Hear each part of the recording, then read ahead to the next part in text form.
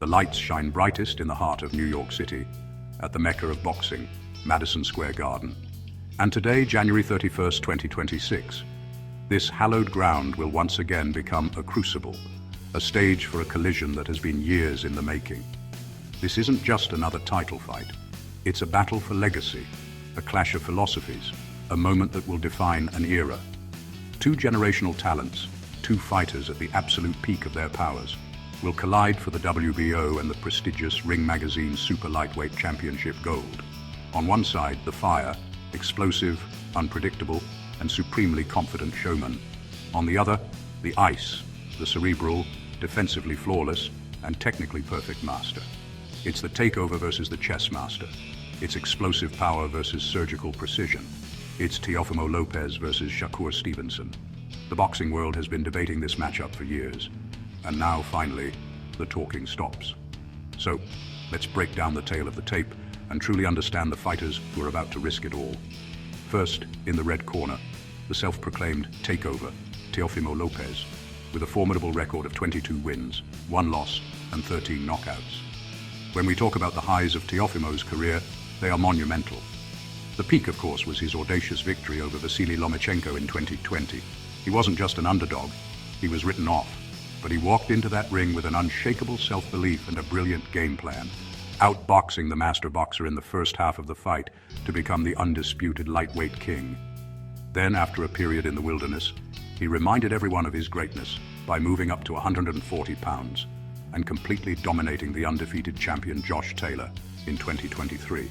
He didn't just win, he bullied, battered, and mentally broke down the man who had unified the division. Those nights showed us a fighter with otherworldly talent, speed, and fight-ending power in both hands.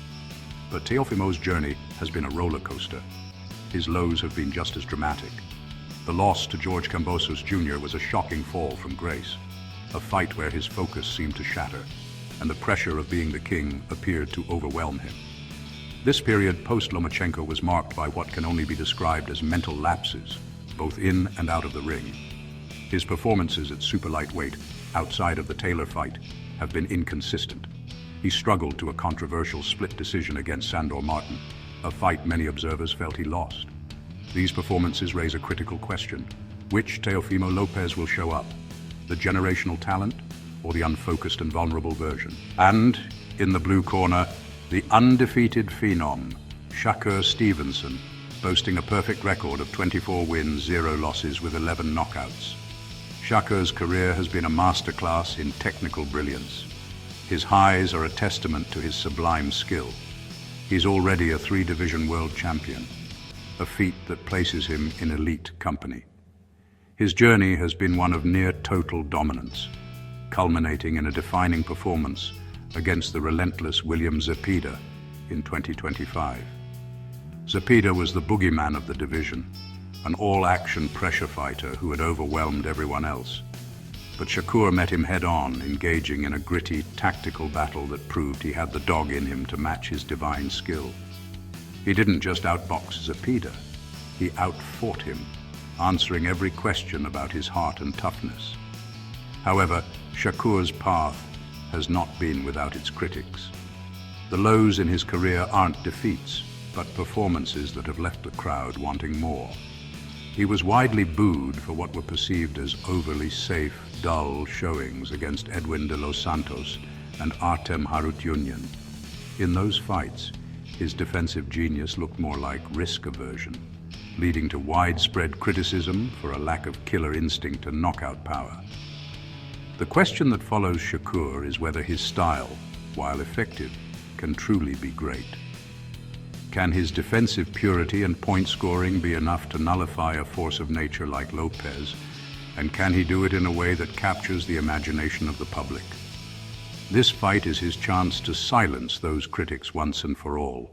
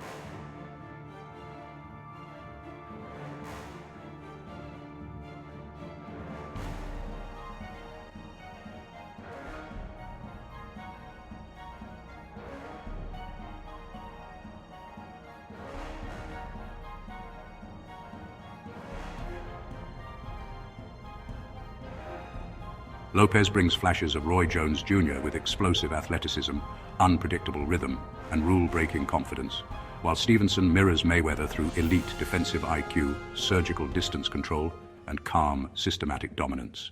Let us begin our deep analysis with the foundation of all boxing, footwork. This is where the battle for position, range, and control truly begins, and the contrast between our two fighters could not be more stark. On one side stands Teofimo Lopez, a fighter whose footwork is a direct extension of his explosive, aggressive philosophy. He possesses an electric first step, a powerful, often linear lunge that allows him to close distance in the blink of an eye. This movement is not simply about repositioning, but about launching offense from a near-stationary base, catching opponents off guard with sudden forward momentum. We saw this vividly against Richard Comey, where Lopez exploded across the canvas to deliver a devastating right hand. His footwork is designed to create opportunities for fight-ending power. However, this explosive approach carries inherent risks. While sudden in execution, it can become predictable in structure, as repeated entry patterns may be recognized by tactically astute opponents. Because Lopez often needs to firmly plant his feet to generate his trademark torque, he can be vulnerable to fighters who apply educated pressure or deny him the space required to set. This was most evident in his loss to George Kambosos Jr., who disrupted Lopez's rhythm by stepping into his attacks and forcing sustained exchanges. Similar difficulties emerged against Jamaine Ortiz, whose lateral movement and steady pressure prevented Lopez from launching cleanly. When Lopez is unable to establish his base, his power and overall effectiveness is significantly reduced. In the other corner, Shakur Stevenson represents the pinnacle of modern boxing movement. His footwork is not explosive, it is fluid, surgical, and relentlessly intelligent. Think of a grandmaster positioning his pieces on a chessboard. Shakur's smooth circling and subtle pivots are his primary tools for defense and offense. He doesn't just move away from danger, he moves advantageous positions. By constantly changing the angle of attack, he forces his opponents to reset their feet over and over again, a frustrating and exhausting process. This was on full display against aggressive foes like Robson Conceição and Jamel Herring, who found themselves punching at air, unable to pin down the elusive Shakur. He masterfully controls the distance, keeping opponents at the end of his jab where they are ineffective, while he remains in a position to land his own clean scoring shots. The criticism, as seen in the Edwin de los Santos fight, is that this movement can sometimes be so defensively focused that it stifles offense. But make no mistake, it is this very footwork that makes him one of the most difficult puzzles to solve in the sport today. The fundamental question in this fight is whether Lopez's explosive straight-line attacks can catch Shakur Stevenson, or if Shakur's perpetual motion will leave Lopez lunging at shadows. Now let us move to our second pillar, head movement. Intrinsically linked to footwork, this area again highlights a clash of philosophies. Lopez's head movement is largely reactive. A gifted counterpuncher, he uses slips, pulls, and rolls primarily to create openings for his own devastating counters. When he is in rhythm, it is a beautiful thing to watch, slipping a jab to come over the top with a right hand, or pulling back from a combination to land his signature left hook. However, this reactive approach requires the opponent to lead. This can result in periods of inactivity and, more critically, leaves him open to being timed. Fighters with fast, educated jabs, such as Vasily Lomachenko and Arnold Barboza Jr., have found success by feinting to draw a reaction before landing the true shot. Lopez's head can linger on the center line a fraction too long, a tempting target for a precise boxer. He often relies on reflexes and toughness to escape danger, but against a sharpshooter like Shakur Stevenson, that is a dangerous gamble. Shakur Stevenson's head movement, by contrast, is proactive and fully integrated into his defensive system. It's not just about moving his head, it's about his entire upper body working in concert with his feet and guard. He utilizes proactive weaves, shoulder rolls, and subtle ducks, often anticipating his opponent's punches before they're even thrown. He doesn't wait to react. He moves to positions where punches are unlikely to land in the first place. This is what makes him so frustratingly difficult to hit cleanly. Against a wild puncher like Jeremiah Nakathila, Stevenson's upper body movement made his opponent look amateurish, swinging at empty space. He keeps his chin tucked and his posture defensively sound at all times. This proactive style means he is rarely caught off balance or in a poor position to be hit with a follow-up shot. The challenge for Lopez will be to find a way through this defensive matrix. He can't just throw single power shots. He'll need to use feints and combinations to try and force a mistake from the defensively pristine Shakur. Pillar number 3, punch selection. This is where the fight's narrative of power versus precision truly comes to life. Teofimo Lopez is a true home run hitter. Every punch he throws carries fight-altering intent. He isn't interested in simply scoring points. He is hunting for the knockout.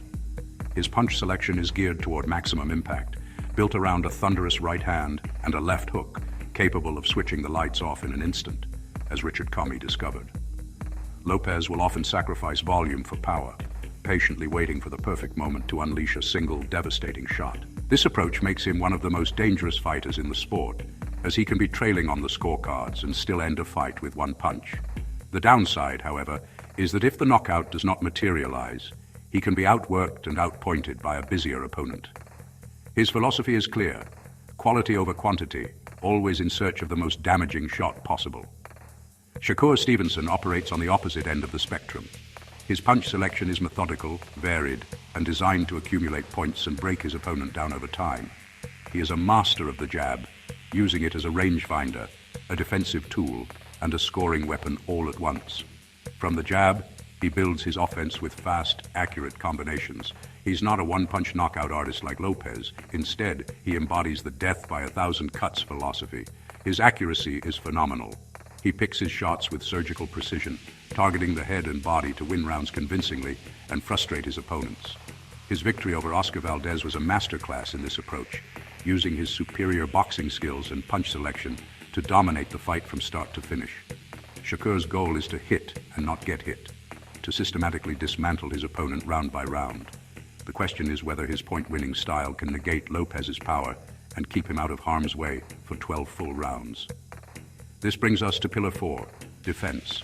Lopez primarily relies on a high guard and his reflexes.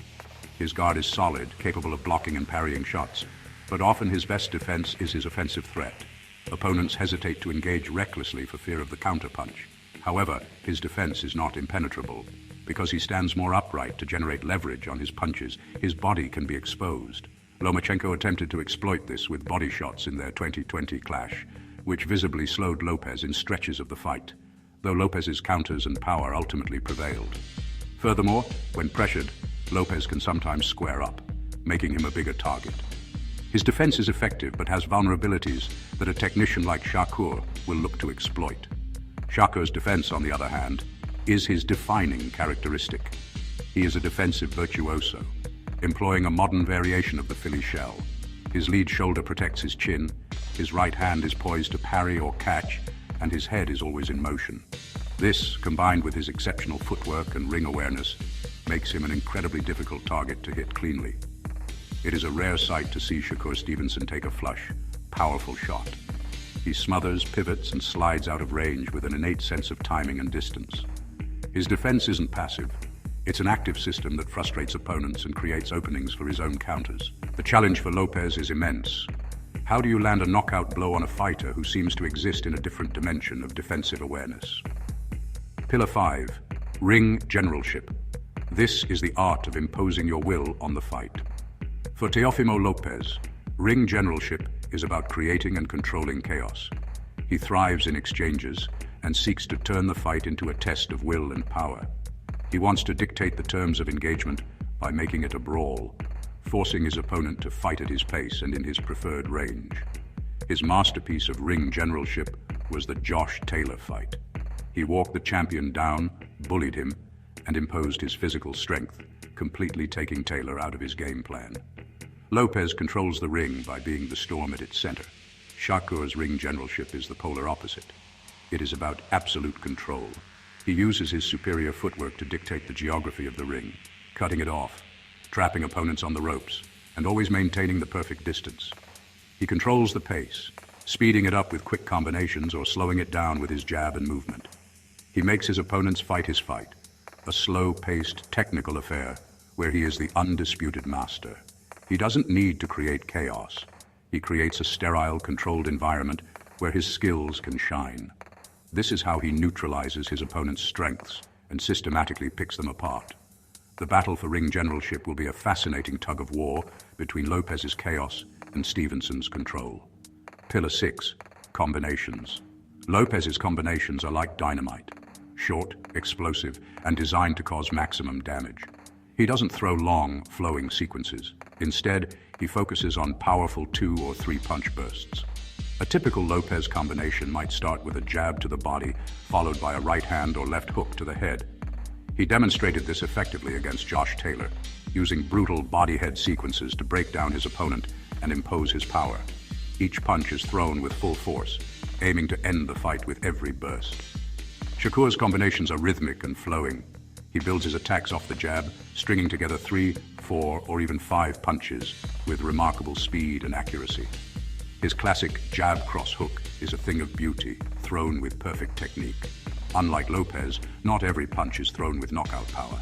Instead, he uses his combinations to score, to keep his opponent off balance, and to create openings for more significant shots. He wore down Jamel Herring with a consistent, varied offensive output, showcasing his ability to maintain a high work rate while remaining defensively responsible. Finally, our 7th and perhaps most crucial pillar, mental IQ. Teofimo Lopez fights with his heart on his sleeve. His greatest strength is his emotional fire and unwavering self-belief. This is the man who called out and defeated Lomachenko when few gave him a chance. This fire fuels his power and his will to win. However, it can also be his weakness. His emotions can run high, leading to clashes with his corner and questionable decisions, as seen in the aftermath of the Kambosos loss. His mental game is one of high risk, high reward, relying on passion and instinct. Shakur Stevenson is the ice to Lopez's fire. He is a cerebral fighter, a calm and disciplined boxing computer. He rarely gets flustered and sticks to his game plan with unwavering focus.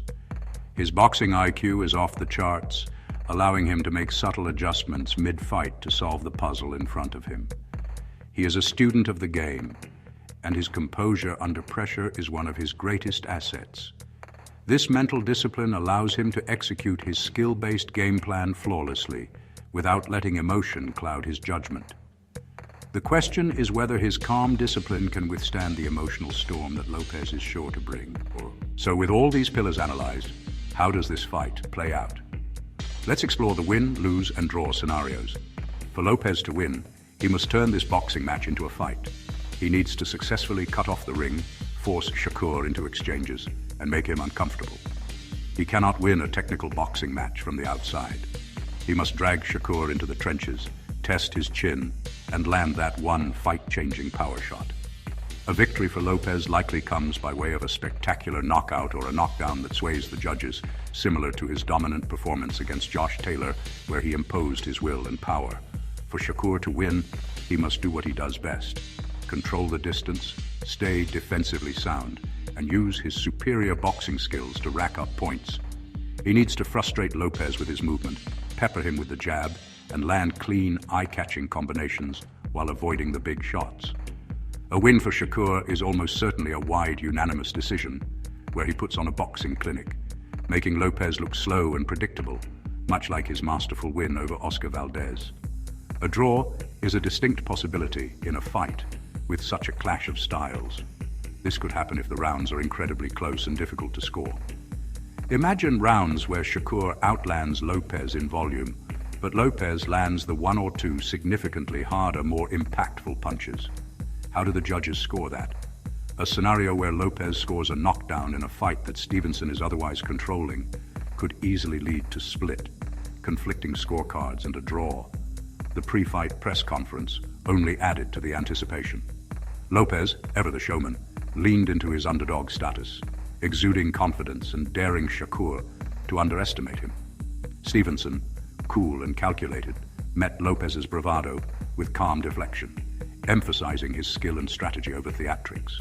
The two exchanged sharp words and challenges, each trying to get inside the other's head, creating a charged atmosphere full of tension and psychological gamesmanship. The scene perfectly captured the clash of styles and personalities, Lopez's fiery aggression versus Stevenson's icy composure. The stage is set for a compelling collision of fire and ice. So, we arrive at the final prediction. This is the ultimate clash of styles, the masterful boxer versus the explosive puncher.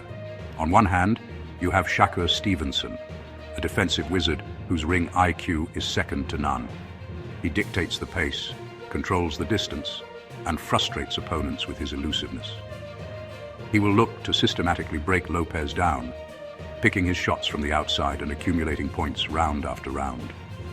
On the other hand, Teofimo Lopez possesses that rare, fight-altering power.